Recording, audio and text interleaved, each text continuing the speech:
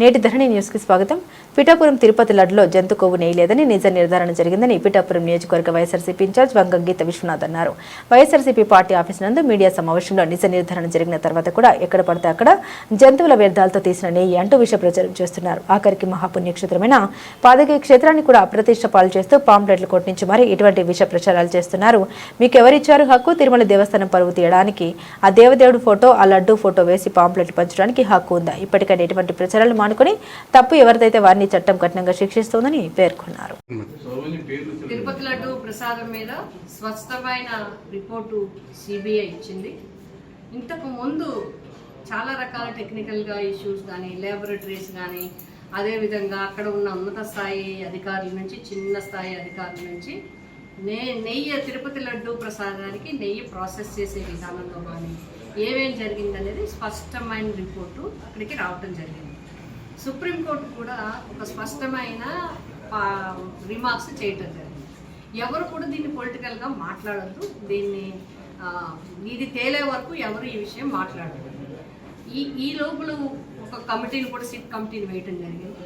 మరి డిటిడి చైర్మన్గా అప్పటి వరకు ఉన్న శ్రీ సుబ్బారెడ్డి గారు వారు సుప్రీంకోర్టులో బిల్లు వేసిన తర్వాత సిబిఐకి అందించడం జరిగింది. సిబిఐ స్పష్టంగా మొత్తం రిపోర్ట్స్ అన్నీ తీసుకున్న తర్వాత ఒక రిపోర్ట్ ఈ లోపల ఏం చేశారు పొలిటికల్గా, సరే నెయ్యిలో కల్తీ జరిగింది, లడ్డూలు ఆ ప్రసాదం లడ్డూకు వాడారని వాడలేదని రకరకాల కంప్లైంట్లు వచ్చింది. ఇది జరిగిన ప్రాసెస్. ఇందులో దీన్ని మరి ఏమి ఆశించి చేశారు? జగన్ గారి మీద కోపంతో ప్రపంచ ప్రఖ్యాతిగాంచిన అతి పవిత్రమైన తిరుపతి ప్రసాదానికి దాని కల్తీ అంటగట్టడం మాత్రమే కాకుండా అత్యంత దారుణంగా హేయమైన జంతు కొవ్వులు కలిసినట్టుగా, నోటికి అనడానికి కూడా ఇబ్బందికరంగా ఉండే జంతువులు అన్ని పేర్లు చెప్పి అవి కలిసినట్టుగా గౌరవ ముఖ్యమంత్రి గారు, ఉప ముఖ్యమంత్రి గారు, గౌరవ మంత్రులు కూడా స్పష్టంగా మీటింగుల్లో, సమావేశాల్లో, ప్రెస్ మీట్లలో కూడా ఇది ఈ కౌలు కలిసే అని రకరకాల వివిధ రకాల పరిహారాలు కూడా చేసిన తర్వాత దాన్ని ఆ భారాన్ని మోయడం జరిగింది. జగన్మోహన్ రెడ్డి గారి మీద జగన్మోహన్ రెడ్డి గారే చేశారని. కానీ ఆ వెంకటేశ్వర స్వామి దయ వల్ల సిబిఐ రిపోర్ట్లో ఏమొచ్చిందంటే జంతువులకు సంబంధించిన ఏది కలవలేదని చెప్పి ఇచ్చిన అన్ని వందల పేజీల రిపోర్ట్లో స్పష్టంగా రాయడం జరిగింది. ఈ రిపోర్ట్ ఇచ్చిన తర్వాత కూడా సరే నెయ్యిలో ఏ విధమైన స్వచ్ఛమైన నెయ్యి ఉందా లేదా, లేకపోతే పామాయిల్ నెయ్యి, దాని మీద ఏముందో మీరు ప్రభుత్వం చర్య తీసుకోవాలి. ప్రభుత్వం ఉన్నది ఎందుకు?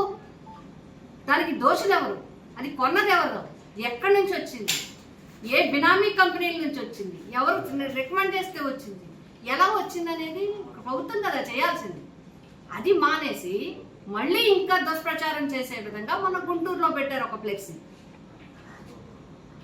మీరు ఎంత దారుణం అంటే దేవుణ్ణి ఆ ఫ్లెక్సీలో పేరు లేదు, ఊరు లేదు, పర్మిషన్ లేదు, పెద్ద సెంటర్లో ఒక బోర్డు పెట్టి దాంట్లో వెంకటేశ్వర స్వామిని వేసి, దాంట్లో వెంకటేశ్వర స్వామి తిరుపతి ప్రసాద లడ్డూ ప్రసాదాన్ని వేసి, వ్యంగ్యంగా జగన్మోహన్ రెడ్డి గారి ఫోటో పెట్టి మీకు ఎవరిచ్చారో అధికారం అని అడుగుతున్నాం. భక్తుల తరఫున ప్రశ్నిస్తున్నాం. మీరు మీకు ఎవరిచ్చారు అధికారం? వెంకటేశ్వర స్వామి ఫోటో వేయడానికి, వెంకటేశ్వర స్వామి ప్రసాదాన్ని వేయడానికి మీకు ఎవరు హక్కు ఇచ్చారు? జగన్మోహన్ రెడ్డి గారు కూడా వేయడం తప్పే. అయినా రాజకీయాల్లో ఉన్నాం కాబట్టి మీరు ఇంకా మీ విధానం ఇంతే కాబట్టి ఆయన్ని బదనాం చేయడానికి మీరు ఈ రకమైన విధానం కొనసాగిస్తున్నారు కాబట్టి అది అక్కడ అయింది. అక్కడ గొడవలు జరిగాయి. అనేక రకాల కర్రలు పెట్టుకుని, లాఠీలు పట్టుకుని, రాడ్లు పట్టుకుని వచ్చిన వాళ్ళని ఏమీ చేయకుండా అది ఎవరు పెట్టారని ప్రశ్నించిన అంబటి రాంబాబు గారిని, జోగి రమేష్ గారిని, విడుదల రజనీ గారిని, వివిధ నాయకులను అందరినీ కూడా బంధించి తీసుకొచ్చి అసలు పెట్టిన వాళ్ళనేమో ఇంట్లో ఉంచి వీళ్ళ వెంటల మీద బాంబులేసి, యాసిడ్ బాంబులేసి వాళ్ళని తీసుకొచ్చి రాజమండ్రి సెంట్రల్ జైల్లో పెడతారా? ఇదేనా లా అండ్ ఆర్డర్ అంటే? ఇదేనా శాంతియుతంగా రాష్ట్రాన్ని పాలించే విధానం అంటే? అది అయిపోయింది. వెంకటేశ్వర స్వామి అయిపోయారు. ఆ పాంప్లెట్ తీసుకొచ్చి మళ్ళీ కుక్కుడేశ్వర స్వామి వాతావరణం పాడు చేస్తారు. అది పైగా శివరాత్రి, లక్షలాది మంది శివభక్తులు. మీకు జగన్ దొరికారు కదా అని రాజకీయానికి ఉపయోగించుకుని పాంప్లెట్ పనిచేసుకోవడమే. ఇదేనా సాంప్రదాయం? ఇదేనా సంస్కృతి? ఎన్నో రాజకీయాలు చూసాం, ఎన్నో సంవత్సరాలైంది ఈ నియోజకవర్గం పుట్టి. ఎప్పుడు ఇలాంటి వాతావరణాలు ఎప్పుడు లేవు. ఇలాగా ఈ విధానం ఎప్పుడూ లేదు. ఇది దేవాలయాలు కానీ, మసీదులు కానీ, చర్చిల దగ్గర కానీ రాజకీయాలు పెట్టి అపవిత్రం చేసింది ఎక్కడా లేదు, ఎప్పుడూ లేదు. పైగా గుడి ముందు, కుక్కుడేశ్వర స్వామి గుడి ముందు పాత గయాక్షేత్రం, దేశంలో 3 గయలు ఉంటే ఒక గయాక్షేత్రం మన పిఠాపురంలో ఉందని మనం ఎంతో గర్వంగా ఉంటాం, ఎంతో భక్తితో ఉంటాం. అటువంటి మహాశివరాత్రి రోజు లక్షలాది మంది భక్తులు వస్తే మీరు ఆ భక్తుల్ని రాజకీయం కాదు శివశివాలు వెళ్ళిపోతుంటే మీరు తీసుకొని పంచుతారా? అది కూడా తప్పుడు ప్రచారం. ఆ పాంప్లెట్లో వెంకటేశ్వర స్వామి, ఆ పాంప్లెట్లో తిరుపతి ప్రసాదం, ఆ పాంప్లెట్లో జగన్ గారి ఫోటో. గవర్నమెంట్లో మీరున్నారా అంటే మీరేం చేయలేరా? దుష్ప్రచారం తప్ప ఇంకేమీ చేయలేరా?